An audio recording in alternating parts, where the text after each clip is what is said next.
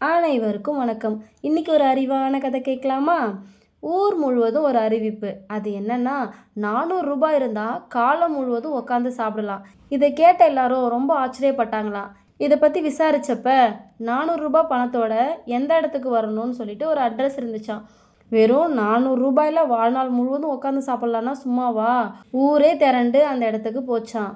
அந்த இடத்துல இருந்த ஒரு நபர்கிட்ட ஒருத்தவங்க கேட்டாங்களாம், 400 ரூபாய் தானா இல்லை 4000 40,000ன்னு நிறைய கேட்பீங்களா அப்படின்னு. அதுக்கு அந்த மனுஷன் 400 ரூபாய் மட்டும்தான் அப்படின்னு சொன்னானா. வரிசையில் ஒவ்வொருத்தராக உள்ளே போனாங்களாம். அங்கே ஒருத்தவன் நாற்காலியே விற்றுக்கிட்டு இருந்தானா.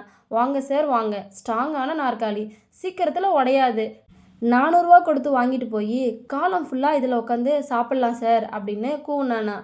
இதோட இந்த கதை முடிஞ்சிருச்சு.